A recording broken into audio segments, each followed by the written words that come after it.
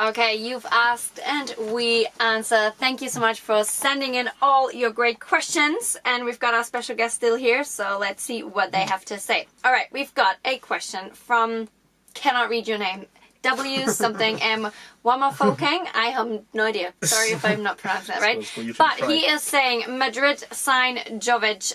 Thoughts? It's a good signing because he's had a great season at Frankfurt, scoring goal or game after game after game this season. But, you know, we've seen many times with these strikers that have one season of wonder, you can come up against Real Madrid for Real Madrid next season and just completely flop. Who knows?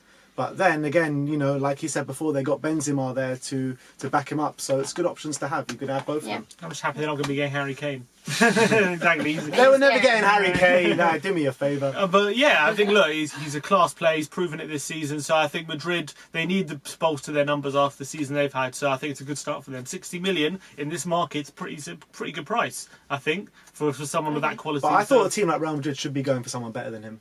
He's a good player. He's a good player. He's had one season, though. Yeah, but sometimes you can tell after one season. Yeah. Sometimes. All right, Double H. Bargain? What do you think?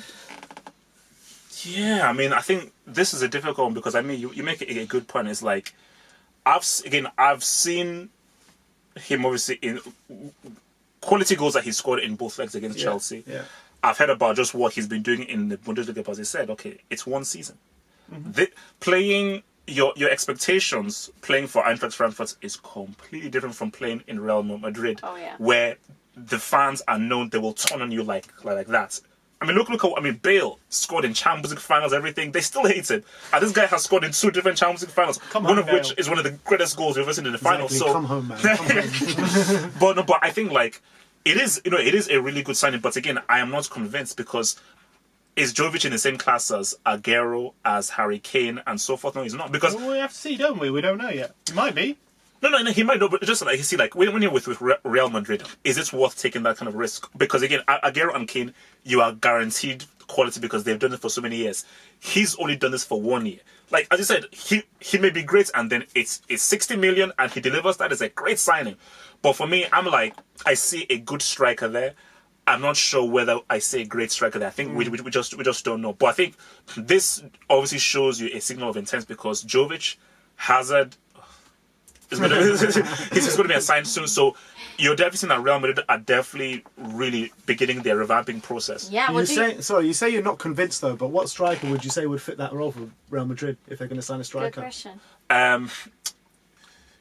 A striker that Real Madrid can get, or just any striker that they can get. See what I mean? It's not easy to pick, is it? Aubameyang. Not necessarily, but Lacazette. Lacazette would be. This is the thing with Lacazette is that I've already seen enough of him through his times in France, and in these 2 seasons at Arsenal, is like he is very good on the ball. Yeah. He can dribble. He's a smart player, and he can finish. So there's much more to get. You can't get him for 60 million, though, can you? He's gonna. If you're going to buy him off Arsenal, he's going to be at least 80, 90 million for sure. Which for me would be worth it. Yeah. But look at they've signed him. This Jovic guy. We're now mid-May. The window isn't even open in Europe yet. Open today. It's just open today. So clearly they've identified him early that they want this player. This is not a player that they've clearly gone for the second or third option. He's clearly the one they've gone straight for. So there's clearly something to him. Oh no, I think so. What I would say though is that. Whether he's proven or not, I believe he's an upgrade on Benzema. Because I just think there is much more of a pure goal scorer in him than Benzema. See, Benzema is sort of a good complement and he may score goals, but I think in Jovic is like, no, we need a pure goal scorer there. Yeah, but I don't think you can say that just after one season, though. You need to do it consistently over a couple of seasons to say you're up there in that echelon. Do you reckon that the quality around him and Zinedine Zidane can bring him to that next level? Maybe that's another thing. Because he's going to play with the best. True. I think that's another argument because if you're scoring these amounts of goals with the guys at Frankfurt, surely if you have Isco, Asensio, Hazard, and these kinds of players so supplying you, therefore you'll be getting a lot more chances, and therefore your conversion rate should be a lot higher because you're getting better assists. So using our logic, then yeah, maybe he will do better because if you're doing.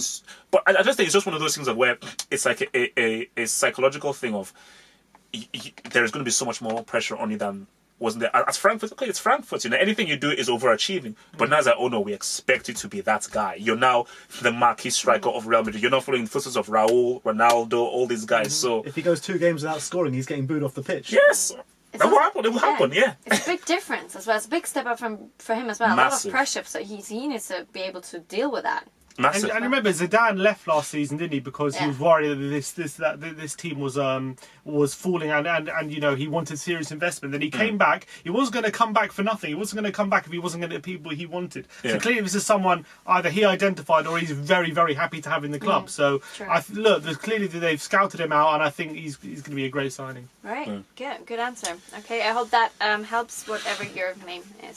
I'm so sorry. We've got another one from. Better name for me, Abs. Thank you for sending in that question, Abs.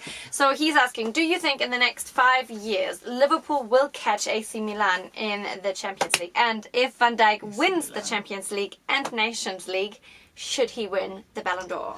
So I think the first question, I think he may be referring to, will they catch them with Champions League trophies? I think so, yeah. Well, how that many must AC be the Milan big on? picture. I think it's been around 7, I think. 7 and Madrid on 10. So in the next 5 years, will they No, catch no, up? I think Liverpool are on 4 or 5, I think, maybe. Yeah, Liverpool on 5, AC Milan on 7, and yeah. Madrid on 13. Yeah, that's it. I can't see it. I can't see them winning the Champions League twice in the next 5 years. Can you? Back-to-back Champions League finalists. I mean, obviously, Exactly. So they're done for the next 5 years. then. Exactly. no, but for me, I see the reason why I think this is an interesting question is because I look at Barcelona, they need a huge overhaul. Messi's getting a bit older. Juventus, Cristiano is getting a little bit older. Bayern Munich need a huge, massive revamp overhaul. Real Madrid, a huge overhaul. I think the 2 teams that seem set are, I think, City and Liverpool.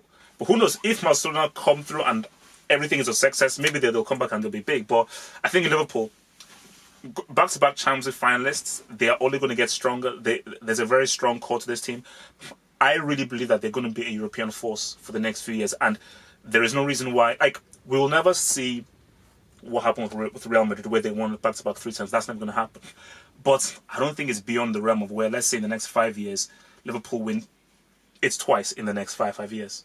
Because I just think the team has shown that they're very good in Europe. They've got a very deep squad. They've got a very strong team ethos.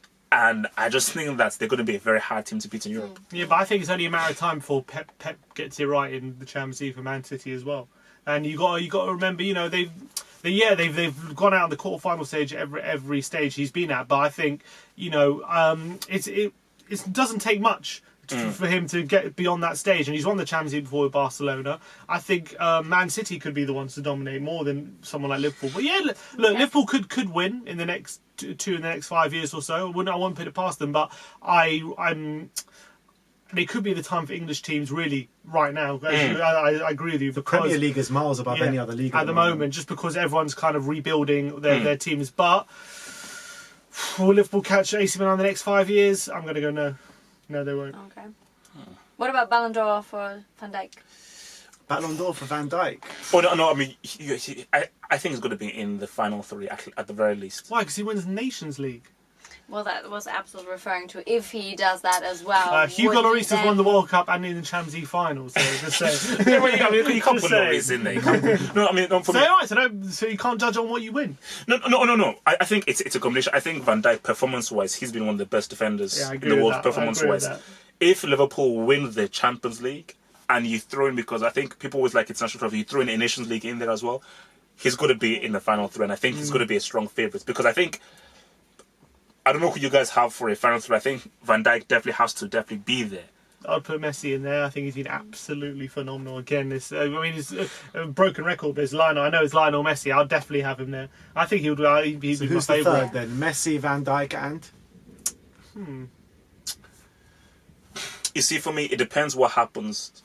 If Liverpool win the Champions League and either Salah or Mane lead their countries to the Nations Cup, I think that'll be huge. So I think for Salah, since people just like the whole Salah brand, if Liverpool win the Champions League, let's say he scores in the Champions League final and he leads Egypt to a Nations Cup win, then he'll be the third. If Mane scores in the Champions League final, leads Senegal either to a win or to a semi, maybe he may be a third. Because I was thinking, do you put Sterling there? What, Ben, what do you think? No mention for Sissoko? Oh, man. Sissoko, come on, guys, come on. We love Sissoko. Ballon d'Or, Ballon 3, come on, bro.